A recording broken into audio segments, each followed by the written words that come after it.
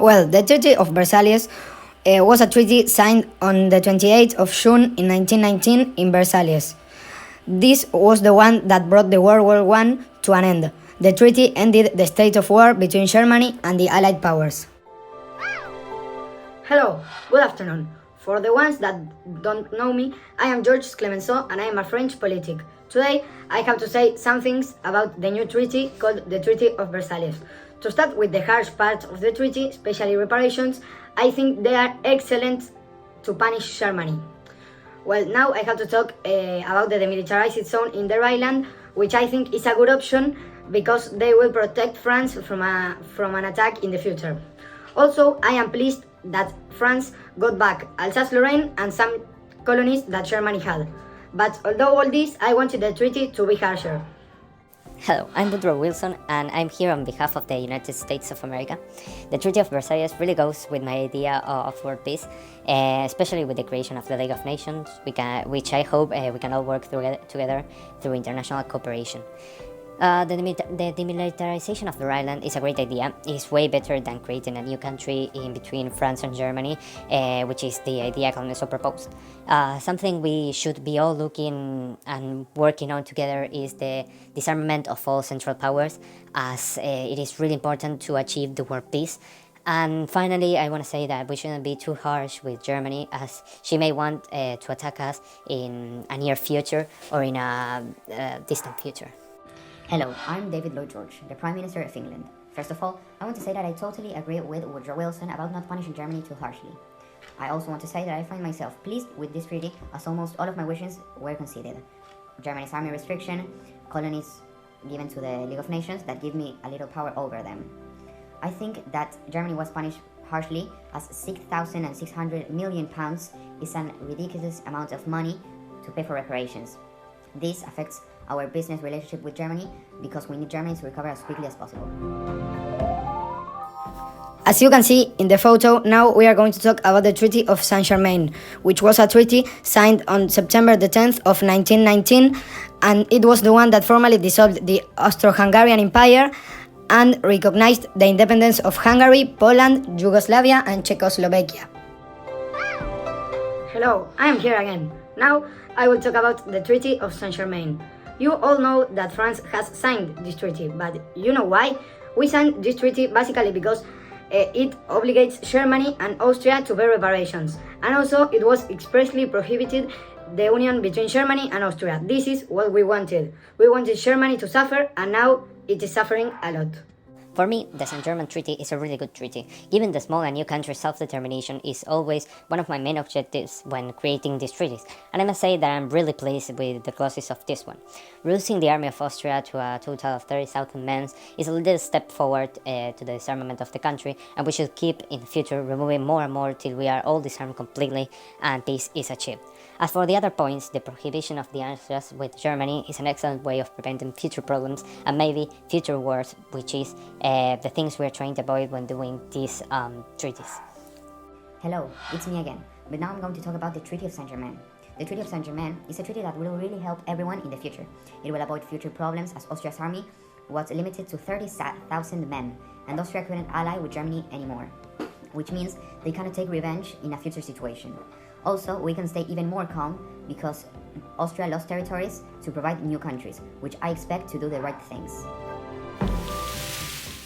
Well, now we are going to talk about the Treaty of Trianon, which was signed on June the 4th in 1920.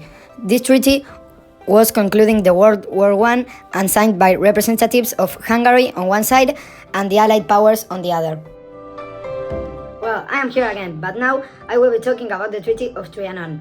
In this treaty, basically, we had promised the Czechs and the Romanians to hand over territories of Hungary in exchange for fighting against the country's revolutionary communists. This is one of the points included in the treaty and that supports the division of the Hungarian territory. With these territorial gifts given to the Hungary neighbors, France managed to establish new partners between the Baltic and the Balkans countries. Continuing with what Clemenceau said, the Treaty of Trianon reduces the army to a total of 35,000 men, another tiny step into world peace.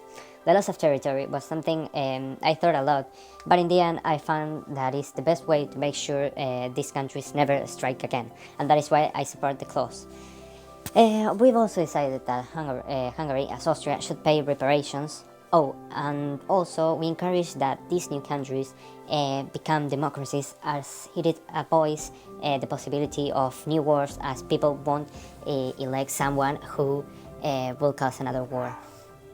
Now I'm going to talk about the Treaty of Trianon. The Treaty of Trianon dealt with Hungary, and of course I am fully in favor of reducing its army to prevent future problems. In this case, it was reduced to 35,000 men, and it's lost territory to other countries, which may help to have Hungary controlled if anything happens. However, I think that as Austria, they should pay reparations, but this would really compromise them and make them even weaker. Now we are going to talk about the Treaty of Sevres, which was signed on August the 10th in 1920.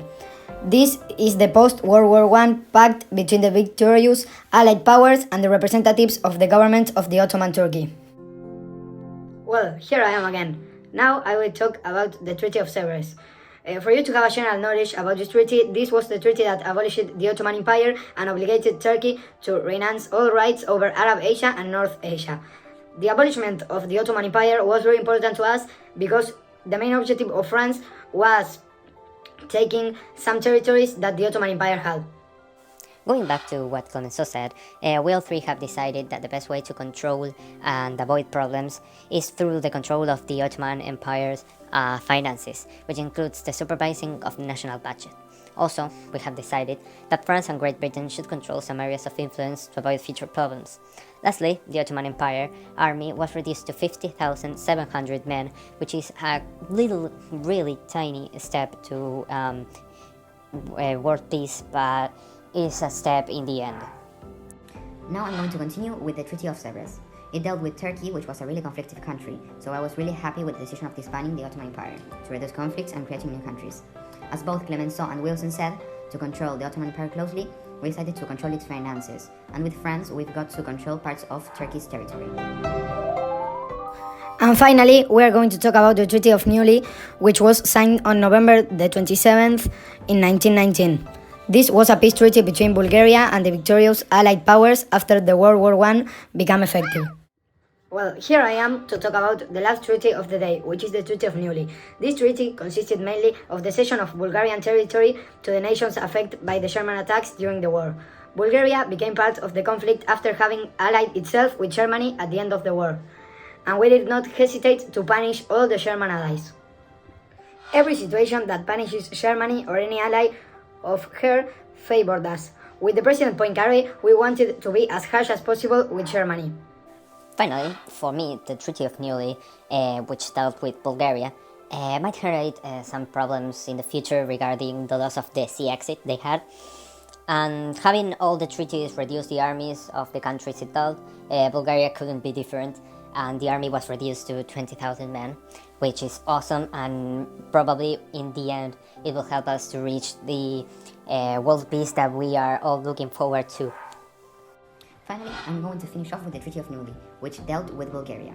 I think its loss to the sea will help to reduce conflicts. However, Bulgaria was never such a problem in the sea. I am in total favor of them having to pay reparations. However, they were not the ones that made the more damage in the war. It can help to pay off reparations that the other countries could not pay.